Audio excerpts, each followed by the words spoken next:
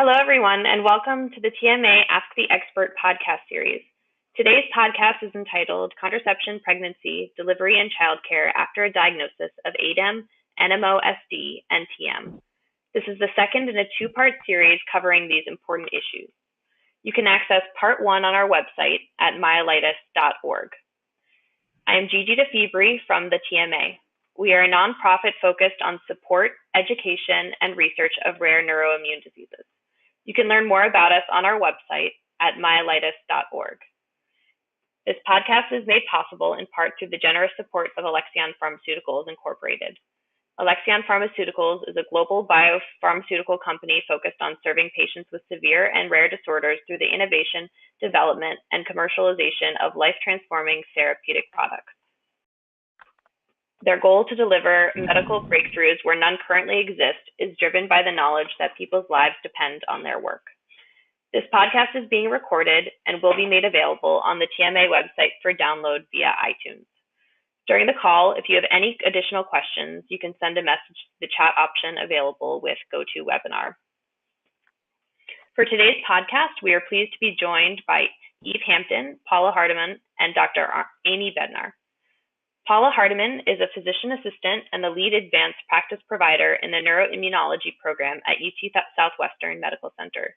She graduated from Texas A&M University with a Bachelor of Science degree in biomedical science and received her Master of Physician Assistant Studies degree in 2004 from UT Southwestern.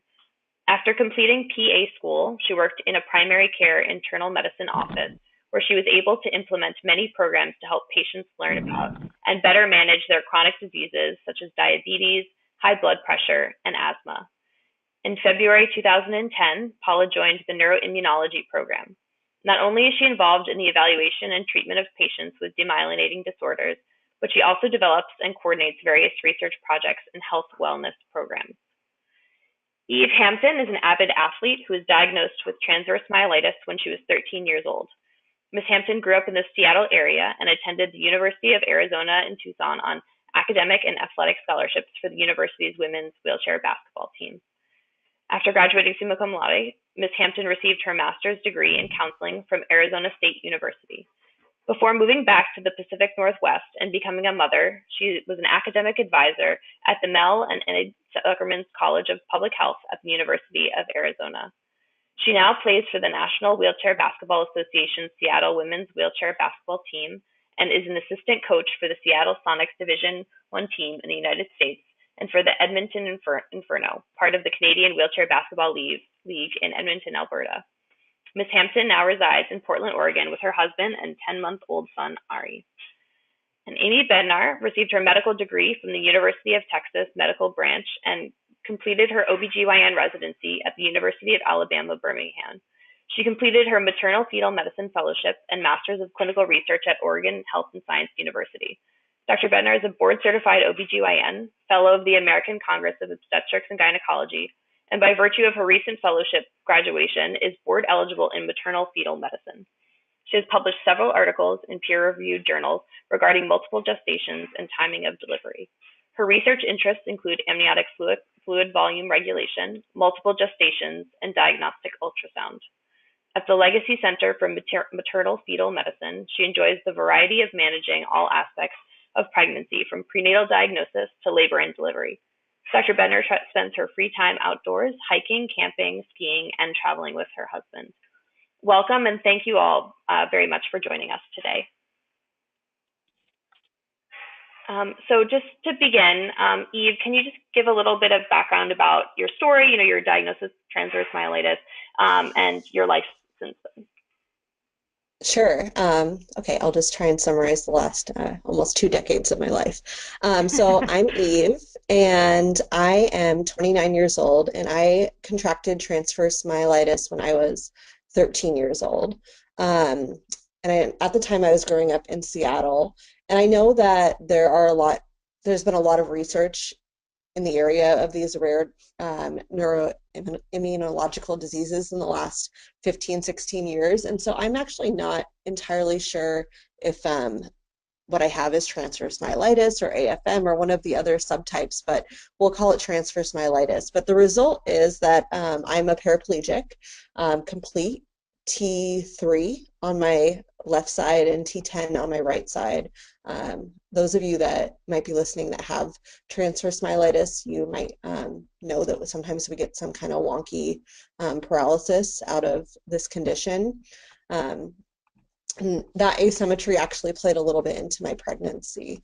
So I think there was a little bit in the background about kind of my education background, but basically, in very short summary, I grew up playing wheelchair basketball and ended up at the University of Arizona playing wheelchair basketball in college, and then went on to get my master's degree in counseling and played basketball then and now, which is a huge part of my life. And one of the reasons that I timed my pregnancy, sorry, that was my phone,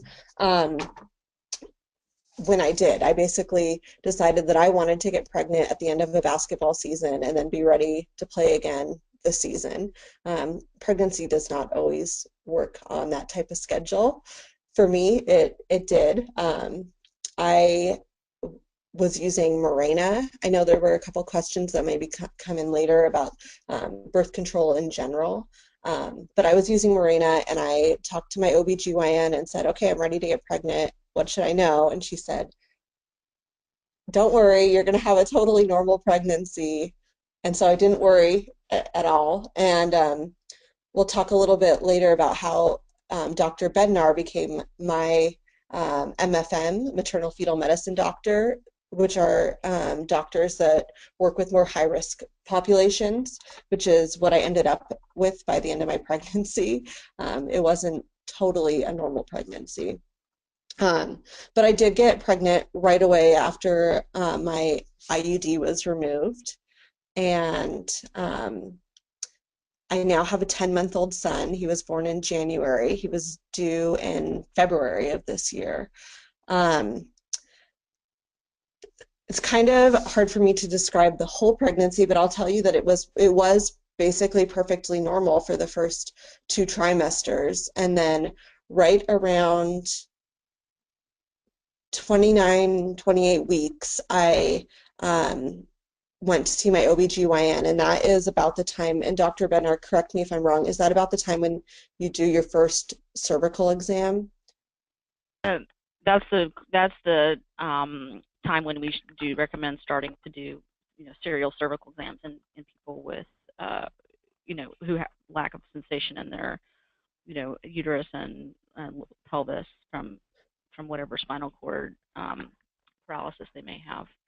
Okay, so and so that being the time to do that was when my regular OBGYN did that first cervical check, because I don't have sensation. What she found was what she thought was that I was 80% effaced, which means that my cervix was thinning, and that there would be basically a high risk for preterm labor, which is obviously very dangerous for a child to be born that early. There can be a lot of complications with that early of a preterm birth. And so I was referred over to the maternal fetal medicine department at Legacy, which is where I met Dr. Bednar, and she followed me for the rest of my pregnancy. And I think that I learned a lot about my cervix, and so did everybody else at the hospital. I think I got probably more cervical exams than most pregnant women do, paraplegics or otherwise. But I think that this is what I came away with more than anything else in my pregnancy. Although there are some other points that I'm going to get to that you might want to watch out for if you are a paraplegic in general, or have transverse myelitis, or are a doctor working with someone. But what I found out is that my cervix, because I have no tone or low tone, kind of similar to how I have a neurogenic bladder with no tone or low tone, is not normal. And therefore, when it was checked, it didn't feel normal. It felt like I was 80% effaced, but some of that is just the way that my cervix is. And I think that going forward, if I decide to have another child in the future, I'll probably work with Dr. Bednar or another doctor so that we can do a cervical exam prior to my pregnancy, or at least really early on, to kind of get a baseline of what that feels like. So when the first cervical exam comes along, there's some knowledge of um, what that feels like, because it's not going to be normal, if that makes sense. Does that sound right, I Dr. totally Bednar? agree. Yeah, Okay. I totally agree. That's my plan for you. Okay, very good. So some other points to think about when you're pregnant, and then I think we'll get to some of the questions, is that I self-cath because I have a neurogenic bladder, and typically I cath like, I don't know, 6, 8 times a day, maybe less, maybe more, depending on how much liquid I'm consuming. But when I was pregnant, when I had a baby kicking my paralyzed bladder, I was cathing up to 15 times a day. And I was having incontinence all the rest of the time. So that's something that's really exciting to look forward to. That is something that, you know, all women who are pregnant have to deal with, having bladder and bowel issues, constipation, but it provides a special set of excitement for those of us who are paraplegics. I definitely think that, you know, pregnancy is extremely individual. Transverse myelitis and all of the other rare diseases are also going to be very individual. So the best advice that I can give is to work with your doctors early, get a full physical exam early, and um, you know, do your own research, because I think that we all know that we have to be advocates for ourselves, because there's not that much knowledge in the general population, and not that much knowledge even in the medical field about the nuances of our diseases. So the more that we know, the more that we can direct our providers to do their own research, which they will do. But you might have to point them to places like the TMA or any research that you might find, or this podcast. Um, and I think I will turn it back over, and you guys can ask any questions. Obviously, I'm pretty candid, so that's it. Great, thank you so much. It is really great to kind of start this with a personal story, because it, you know, kind of gives context for these questions that we've, you know, received from people, and you know, it's great. So thank you very much. So to begin, I figure it's good to start kind of at the beginning, where just talking about whether or not rare neuroimmune disorders like transverse myelitis or neuromyelitis optica spectrum disorder influence fertility. So Paula or Dr. Bednar, if one of you could address that, that would be great. Yeah, I mean, from my perspective, you know, I think at least with regards to transverse myelitis, specifically, I'm not aware of any literature that suggests increased risk of miscarriage or infertility. With neuromyelitis optica spectrum disorder, there is a couple recent papers in the journal, recent paper in the Journal of Neurology, that I think, as more information is becoming available regarding this more rare disorder, there is an increased risk of miscarriage, which doesn't necessarily affect your, you know, it's not affecting your ability to conceive, but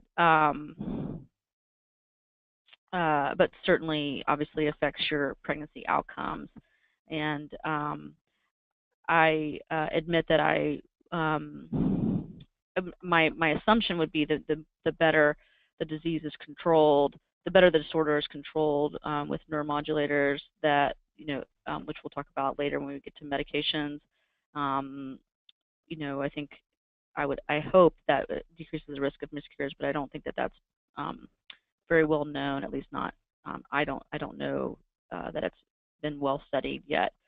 Certainly, So at least for those two specific disorders, there's some information, and I don't think infertility is definitely a very complicated subject. So I think that involving depending on your age, as you get closer to 35, women who have transverse myelitis or neuromyelitis and other rare disorders that we're talking about today, that should have a lower threshold to be seen by an infertility specialist and to address these concerns, because you don't want to wait too long and then have been trying for years and not have been seen and evaluated. So I think that's an important, people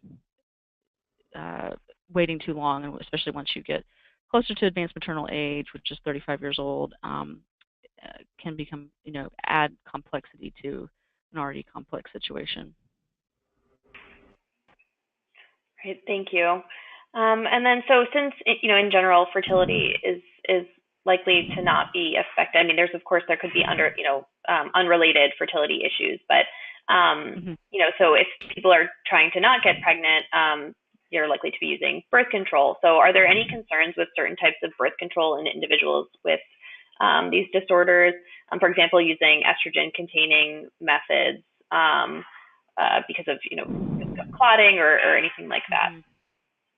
Yeah, I mean, I think, and Paula may have some thoughts on this as well, but at least from my perspective as an OBGYN and maternal fetal medicine doctor, I think it really depends on the patient, the person's mobility. And I think that certainly with regards to estrogen, I think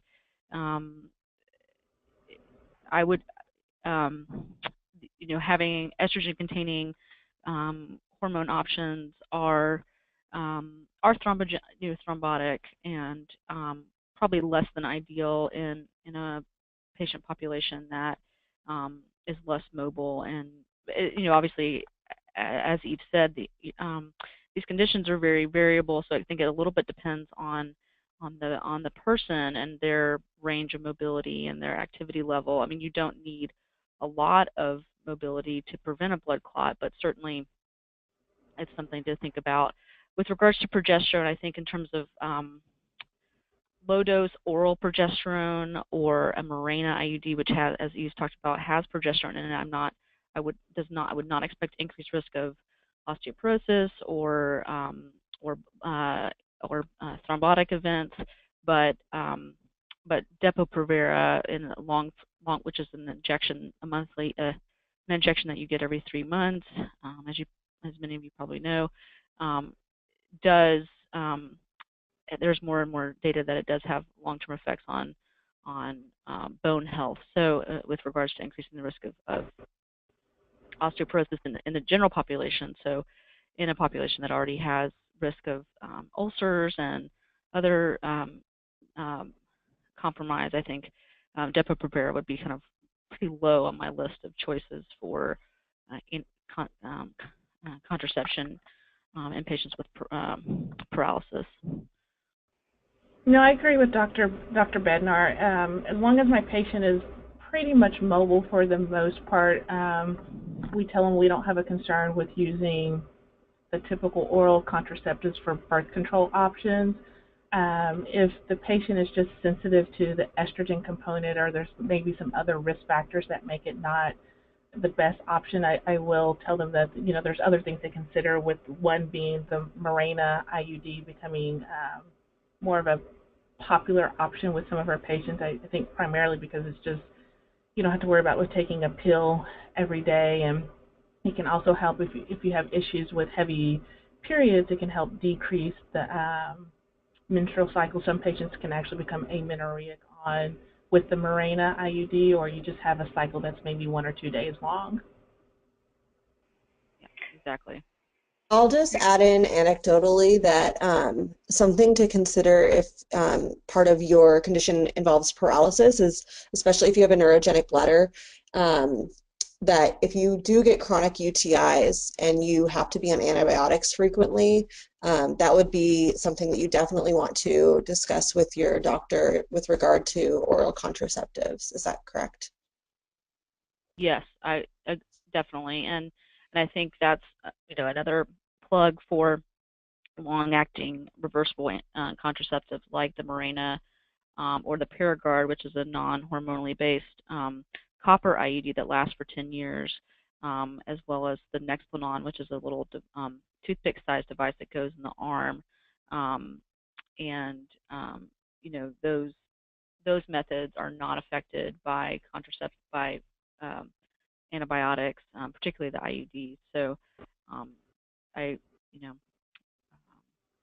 think that's an important consideration. Right, thank you. And Eve, you mentioned that you had the Mirena IUD. Did you experience any issues in terms of, that's a type of birth control that a healthcare provider has to insert. So in terms of getting a clinic where there is an accessible exam table or anything like that? Oh, that's a great question. I think I've been really lucky that I've had like exceptional providers. Because I have never had problems getting accommodations. I will say that I am a very strong self-advocate, and I'll tend to go in and say, like, we might need a nurse that can hold this leg, and I'll hold this leg. And so I think you have to just like put your pride at the door sometimes when you're going into the OBGYN, whether or not you're a paraplegic, but you certainly might need like a few more people in the room to make things physically work, but it's totally okay. Like I know that some people may have more or less comfort with that, but I think I would encourage you, like everyone's there to help, so just tell people what you need. Great, thank you. And so, I mean, we talked a little bit about this, but some people, so, Evie mentioned antibiotics for chronic UTIs. So many people with these disorders may be taking medicine that may interfere with the effectiveness of their birth control pills. So what are some alternative contraceptive methods that won't necessarily be affected by these medications? I think, like we've alluded to or said, the IUDs can be an option that will not interfere with, the medications, whether patients are on anti-epileptics or having to take antibiotics for recurrent infections. So that's one good option. Then to me, you're just going into using condoms or using different spermicides, which can just have a whole host of different compliance issues, I'll say, and may not be as effective as like having the IUD. Right, I agree. I mean, I think, like we talked about, the long-acting reversible contraceptives like the Mirena and the Paragard IUD, the Nexplanon is a good option. This may be less than ideal in a paraplegic or quadriplegic, but the Nuvaring, particularly if people have autonomic dysreflexia, this would probably be less than ideal. But there is the Nuvaring, which is a ring that goes in the vagina around the cervix, but it is something that you would have to change every 3 weeks, so or every month, every 3 weeks or every month, and that is an option. But yeah. Sorry, go ahead, Dr. Go ahead. Benner. But No. I explored the Nuvaring myself, and we decided that there may not be enough tone for it to stay in the right spot. So right. Exactly. That's something you may or may not have tone, but consider that. And then right. if you're done with you're done with child bearing, then the safest, least risk to the woman is a vasectomy. Right. And another, issue potentially with the Nuvaring is depending on if someone has limited hand function, it might be, a little bit more difficult to insert and remove. But I think that speaks to the fact that it's, important to kind of bring up all of these issues with your healthcare providers to make sure that, what they're aware of what you're able to do and not, and kind of help you brainstorm through that.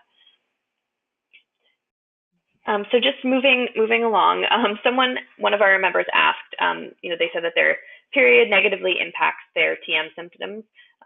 So can they expect the same from pregnancy? So I usually, when my patients, especially once they get past their first trimester, it seems like once the hormones really start to level out and you have an increase of a lot of the good pregnancy hormones, that their symptoms actually become more stable and they actually feel better while pregnant. And so I don't think it's kind of more reassuring for the patients that actually when they're pregnant they feel better and they don't have to take as much as some of their symptomatic medications, depending, making sure that it is agreeable to take while pregnant. But they seem to do better from a symptomatic standpoint when it comes to their symptoms. I think that I agree, and I think also for the more autoimmune mediated disorders, I would expect that their symptoms would be less in pregnancy with the immunosuppression, that occurs. Okay, and so also, what are some issues that might occur during pregnancy? So Eve, you talked a little bit about this, but if someone has paralysis, are there potentially more bladder issues, pressure sores, neuropathic pain, autonomic dysreflexia? Eve, I guess if you want to start and just give, if you've had experience with any of these issues during your pregnancy. The short answer is yes, I had issues with almost all of these during my, well, that's not entirely true, but these were all concerns during my pregnancy. And if they're concerns for you when you're not pregnant, they should be even more of a concern for you when you are pregnant. Bladder issues, the incontinence is, of course, a total pain once you have like a larger fetus in you who is going to put a lot of pressure on your bladder. But also, I typically don't get that many UTIs, maybe 1 a year, 2 a year, which is, I think, a pretty low number for someone that self-caths. But when I was pregnant, I was getting them all the time. And so I did end up on a antibiotic for, like, prophylactically for at least the 3rd trimester of my pregnancy, and that seemed to work really well. So pressure sores are something you really need to consider because like for me, I have a cushion that is set up for my non-pregnant body. And when I was pregnant, I had pressure in different areas. And so I didn't get any, I don't remember, I don't think I had any pressure sores or anything while I was pregnant, but it was definitely harder to transfer. So there was more friction. And so there was a greater risk of shearing injury as well as all these other pressure areas. I do not have neuropathic pain, so I'm going to let the experts address that.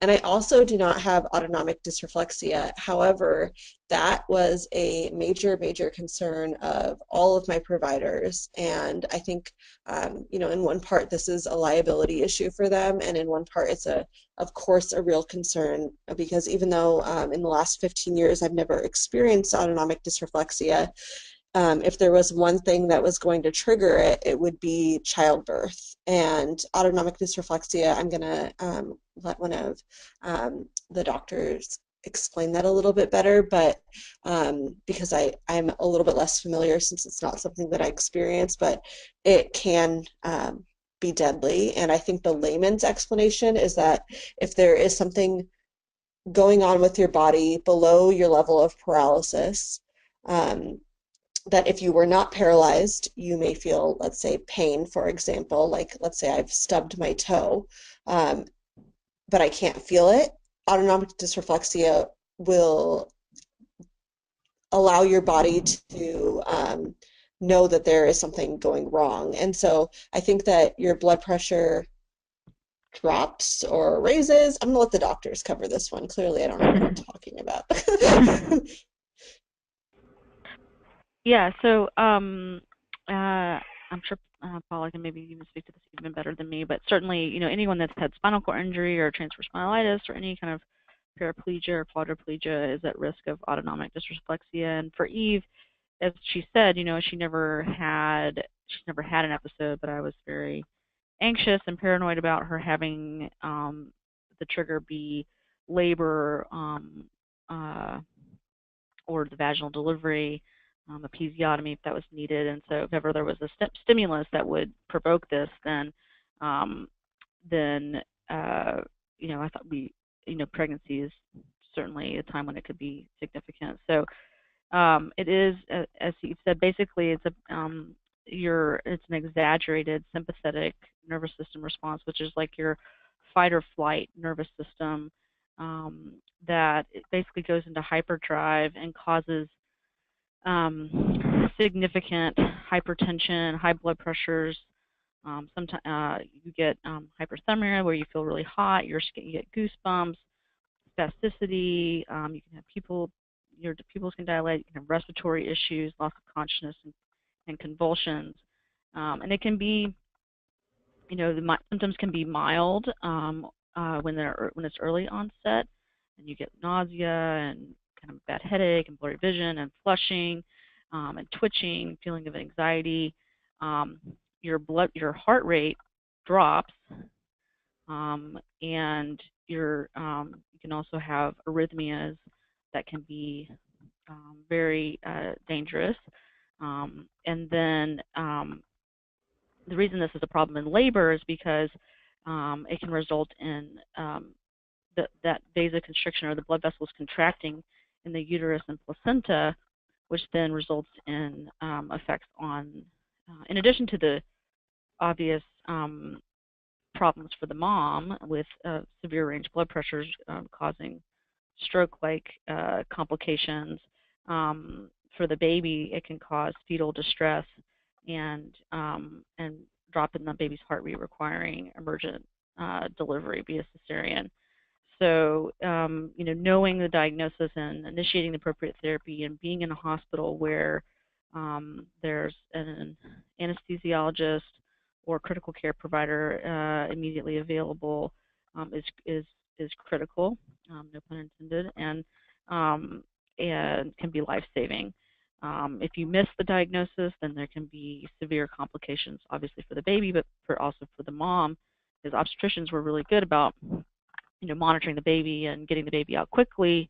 You can have a baby out in under a minute if you really needed to, but for the mom, if the diagnosis is missed, it can lead to significant vascular complications in the brain, retinal hemorrhage, etc. So, the triggers tend to be, for some people it's digital exams. Fortunately for Eve, that was not the case, but it can be the speculum or doing the contractions. Some people have it from their catheters, constipation, bowel obstruction, decubitus ulcers, infections, even sexual activity or a fracture. So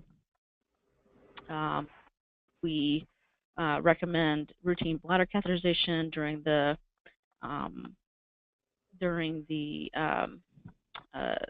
labor and delivery, and having an anesthesia consult in the third trimester to discuss these issues and have a plan.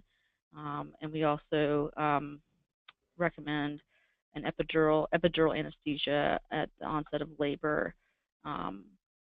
Even I had some discussions about this, as she was a little hesitant to have the epidural, but eventually I think she did end up getting it. And there are some other medications that can be used as prophylactic therapy, like nifedipine, which is a blood pressure medicine, and terazosin, which is another medication that can block the sympathetic response, particularly in quadriplegics. There also are some reports of people who have severe autonomic dysreflexia having neuroablative procedures like the sympathectomy or cordectomy, sacral neurectomy. So obviously that would be in a patient who, and that is something, if you have severe autonomic dysreflexia, or if you've ever had it, I strongly recommend a preconception consult with maternal fetal medicine or perinatologist. The same thing, to discuss and with your primary provider to have a plan for management. I think Dr. Bednar is right on. I think it's one of those things that we know can be a potential complication, and so you just need to be aware of it and identify it early, and then there are ways to intervene so you don't have to have all the scary potential complications. But it's getting with a OB-GYN and having an anesthetist who are aware and know how to monitor for such potential complications that could occur. Thank you. And Paula, have you, individuals with these disorders sometimes may have scoliosis and get a fused spinal cord, as a result of that. And have you seen that in any of your patients, and does that affect a pregnancy? Having scoliosis, we're trying to have. Right. So actually, unless they have a very severe scoliosis, it shouldn't be an issue. But you're correct. Some patients, especially if you're in a wheelchair, you can start to have a little bit of a curvature of the spine. And so, from my experience, that has not been a issue with delivery in any way. But these have been patients who've also just only had a mild curvature in the spine. Okay. Again, anecdotally, I do have scoliosis. I had it before I was paraplegic, and I have it much worse now. And that was definitely like the least of my concerns while I was pregnant. Yes. Okay. And then what needs to be considered before someone decides to become pregnant? For example, whether the medications they're on would affect the pregnancy or anything else. I guess, Paula, if you could just start and give a little bit of information about that. Yes, there are certain medications that we can use for neuropathic pain, some of the anti-epileptics that can be actually harmful to a baby. So we'll have our patients come off of those medications. There's some of the immune suppressants that shouldn't be used during pregnancy either. And so we'll have patients come off and really work close with the OB-GYN, especially if there's a little bit of depression and other anxiety issues as to what type of medications can we safely leave patients on to try to get pregnant and stay on throughout the pregnancy. But I try to do my best to get my patients off of everything they possibly can, because I don't want to have anything that could potentially impact the baby.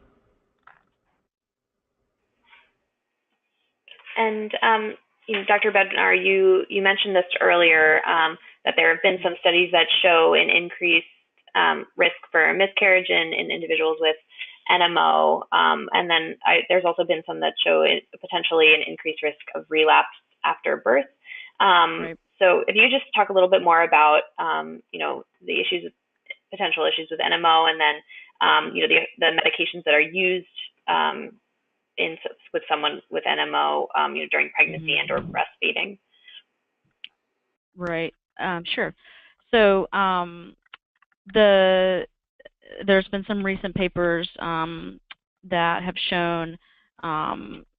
So one issue with NMO and pregnancy is, and then this seems to be related to the higher estrogen levels during pregnancy and their effect on the aquaporin, the kind of the underlying complication and the autoimmune process. But there's been, usually when you have an autoimmune disorder in pregnancy, like something like lupus, the the relapse tends to be more common after delivery. Usually someone will be immunosuppressed during pregnancy, and then after postpartum, they tend to have a flare in that first kind of 2 to 6 weeks postpartum, as the pregnancy hormones are decreasing and the immunosuppression is decreasing. So because something about the way that the antibodies that are involved in NMO and their how they bind to the protein, the aquaporin 4, which is the protein that's involved in the disease of NMO, pregnancy makes that worse. And so through that mechanism, the risk of preeclampsia, the risk of miscarriage, and the relapses can be more significant during pregnancy.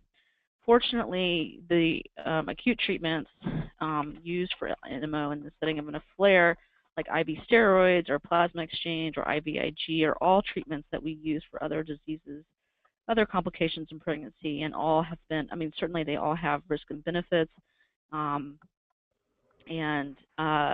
You know, if somebody were to have a severe relapse and require those treatments, as they do in the acute setting of NMO, you know, IV steroids and plasma exchange and IVIG are all therapies that can be used if needed in the pregnancy or postpartum period.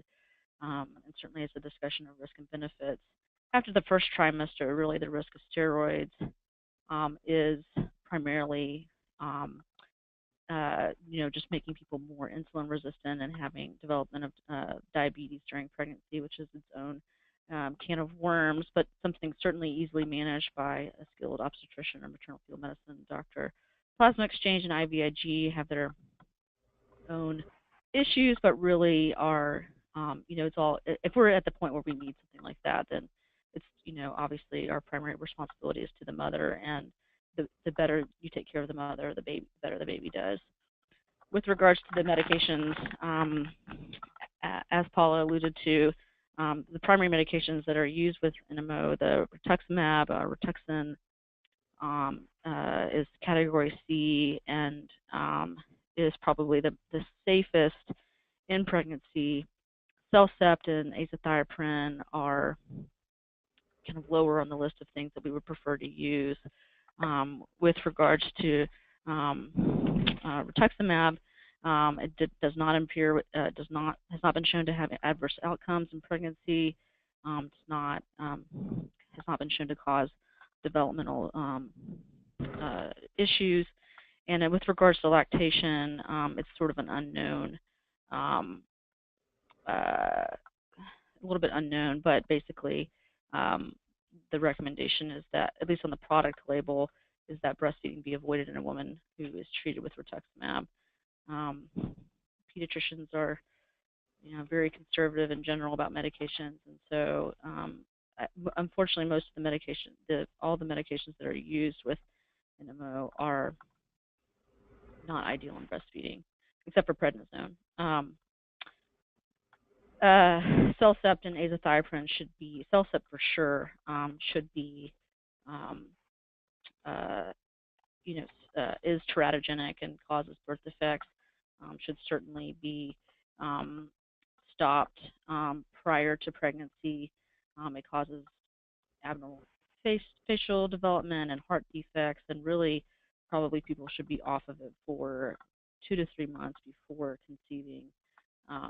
And the breastfeeding data is it's also not recommended in breastfeeding. And then with sorry,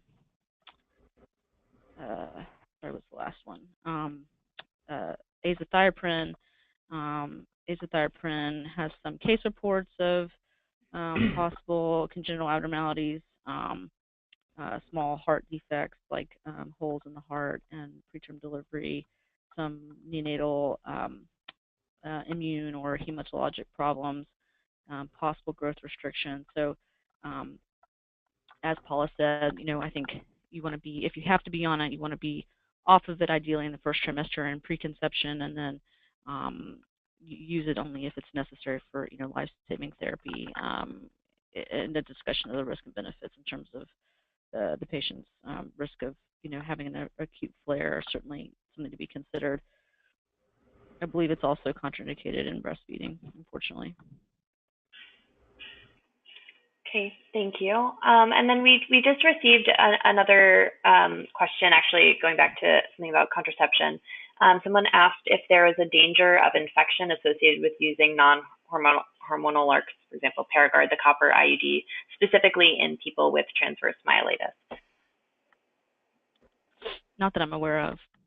Yeah, I guess, are they referring to like sexually transmitted infections, or because I know the IUDs from back in time, there was always this concern of getting like pelvic inflammatory disease, because people would have unprotected sex and then get a sexually transmitted infection, and so, but we're not seeing that nowadays with the IUDs. I don't know if it's because people are more responsible with their sexual activity, but as far as like increasing like bladder infections or anything, no, there's nothing I've seen with my patients that have IUDs. Okay, I agree. Okay, thank you. And then, another question is, if someone has weakness or paralysis from transverse myelitis, is something like a C-section necessary, or is it possible to have a vaginal birth as well? I'll start with this. This is Eve. I had a vaginal birth, and I ended up being induced in part related to transverse myelitis and my paralysis, and in part related to some potential issues unrelated to my paraplegia. But the concerns for me, I was definitely worried about having to have a C-section. I did not want to have a C-section. I don't know that anybody necessarily wants to have a C-section, but I was ready to have one if that is what was needed, of course. But being a complete paraplegic does not mean that you have to have a C-section. I was concerned that in addition to being a paraplegic, that I was also going to have this epidural because of the risk of autonomic dysreflexia, which would mean that any sensation that I would have, then I probably wouldn't have anymore. And so I had a lot of concerns about that, but what actually ended up happening was a pretty lengthy induction, but they ended up breaking my water, and with the help of some biofeedback from the monitors, the internal monitors, so I could actually see when I was having a contraction, as well as some feedback from the doctor that was doing the hospitalist that was doing my delivery, and she would tell me when to push. I was able to push that baby out. Pretty cool. Yeah. So Paula and Dr. Bednar, do you have anything to add, as your experience as healthcare providers? Yeah. So for some reason I thought you did get an epidural, Eve. I think I did get an epidural. You correct. did get one, yeah. Yes. Yeah, exactly. We just waited a little bit longer than we had originally intended, I think. Right.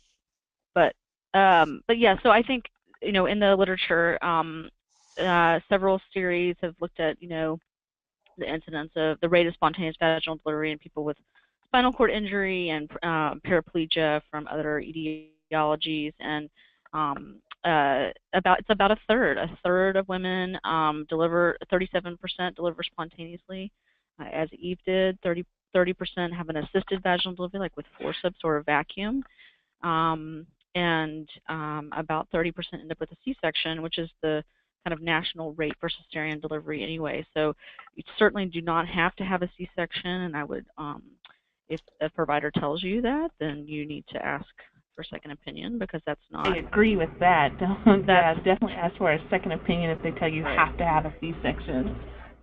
Right. I mean, only in the setting of an emergent situation with autonomic dysreflexia, if the baby's not close to being delivered and the maternal situation is out of control, that would be the one scenario where, and that's any pregnancy, any maternal issue, and so certainly there are people who a forceps delivery is something that we only do.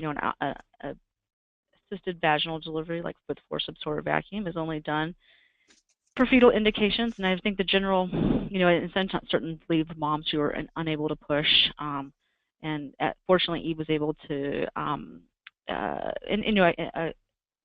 was able to figure out how to push, and I think it can be challenging for people depending on their level of paralysis, but it's certainly worth the attempt One thing we haven't really discussed is that, the biggest, one of the other main risks that we talked about having vaginal exams at 28 weeks is the risk of unattended birth, secondary to unrecognized contractions, and that's the reason why you need cervical exams starting at 28 weeks, and why some people end up in the hospital. And it's certainly something to be considered. You want to balance the timing of delivery for the baby as well as for the mom, and but a heightened awareness of that risk of out-of-hospital birth is important. And every, as Eve said, every person with paraplegia has this sort of a variable experience and ability to recognize contractions. And we worked a lot with Eve on learning to palpate her own contractions and getting as best she could in terms of recognizing when she was having issues. And this, for me, this is Eve again, that was probably my biggest fear at the end of pregnancy, was having a spontaneous home birth.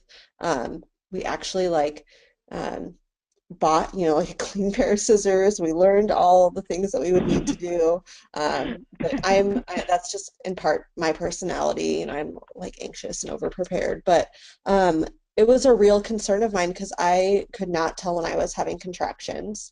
And I was worried that I would fall asleep and wake up and there would be a baby. I don't know how irrational that is, but I was definitely worried about that, which was one of the reasons that I ended up being induced, because I went in at 36 weeks, and at that point I was about 8 centimeters dilated, so it probably would have been irresponsible for them to send me home. But that was kind of when the induction was started. Okay, thank you. And then we got another question. This is related to kind of the more childcare part of this podcast. Are there any protocols for lactation related to transverse myelitis? So any specific issues that may arise or things to be aware of? So I guess this maybe is more of a question of logistics. So if you're a paraplegic or quadriplegic, you can definitely breastfeed unless, it's contraindicated because of medication, in which case that's something that you're going to need to discuss with your pediatrician. Obviously, if you need to be on medications that are going to keep you healthy and you shouldn't be breastfeeding, then you shouldn't be breastfeeding, because you're not going to be breastfeeding anyway if you're unhealthy. But some tips that I have would be to get a boppy or another type of nursing pillow. And you can strap those around your body, and then the baby can lay on there, and you learn to breastfeed and the baby learns to breastfeed. It's definitely like a little dance that you do. And it's practically, hands-free once you get the hang of it. So even if you don't have full control of your hands, that shouldn't be an issue. I would recommend working with a lactation consultant, even if you're having little difficulty getting a baby to latch, which my son had a lot of latch difficulties at the beginning, so I had to see lactation consultants anyway. But they can help you with some of the positioning and that sort of thing. And then the other recommendation is just watching a lot of videos about breastfeeding, so you can kind of visualize what things are supposed to look like. And one thing I wish I would have mastered much earlier was how to do sideline breastfeeding, which is where you can lay in the bed with your infant and they can breastfeed where you're both on your side facing each other, like tummy to tummy. And that is a lifesaver for paraplegics and quadriplegics, because you can lay there and breastfeed. I don't know if that answers the question. No, that's great. That it's good. It's of course really great to get hear your personal experience. And so for the healthcare providers, are there any anything to add about breastfeeding and with regards to having a diagnosis like transverse myelitis? No, I think it's if the mom wants to breastfeed, I encourage all my patients to breastfeed, unless, like Dr. Bednar said, there's some contraindication because of the medications that they're on. But I try and work very close with the OB gynecology people to find a viable solution to allow moms to breastfeed for at least a couple months, because just the importance of trying to get breast milk and just the bonding to occur and everything, and just wanting to be supportive with my patients. Also, with that said, here at UT Southwestern, we are very pro-baby. So if our patients want to have babies, we definitely encourage that. And but with anything, we want to be somewhat part of the discussion. I shouldn't say somewhat. We do want to be part of the discussion. We don't have to actually be there to help make the baby, but we want to be part of the we want to be part of the discussion and have a plan in place to either screen for potential complications or just to have different resources in place to help make the pregnancy be a safe and good one for mom and baby. Yeah, I agree. I mean, I think certainly breastfeeding is really important. I always, for any patient, I certainly strongly recommend it. But I also, would like to, encourage. I know there's a lot of mental, sometimes, depression and anxiety associated with paraplegia and quadriplegia, and as a separate part of the conditions. And if people are unable to breastfeed because of their medications or because the baby's having a hard time, I really would encourage you to not certainly seek lactation consultants and utilize your resources, as Eve and Paula have alluded to. But I think you can't. It's really important not to beat yourself up and let that become a feeling of defeat. Because there's just some babies that are going to have a hard time breastfeeding, and that's not specific to transverse myelitis or paraplegia from any condition, and it's not not a failure on the mom's part, as long as you have made a valiant effort at attempting to. And so for some people that means pumping and having a good breast pump, and being able to bottle feed your baby breast milk if your medications allow for it is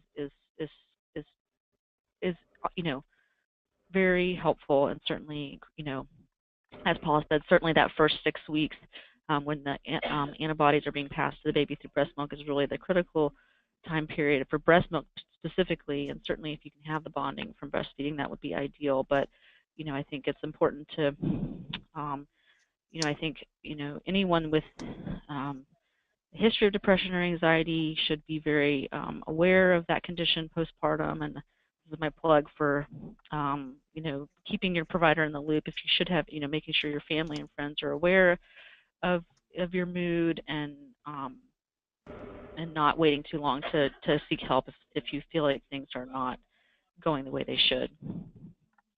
And I know that we're almost out of time, but I want to put a plug in for occupational therapists, because I think that, as our body changes during pregnancy, and even more so after you have the baby and you're learning how to be a parent with a physical disability, I think it's a good time to revisit occupational therapy and try and come up with some practical solutions for daily living with an infant. Great. Thank you so much. I really appreciate the three of you joining us today. We had a lot of questions from the community, and we got to a lot of them. So thank you very much. We really appreciate it. Anytime. Sure. Thank you.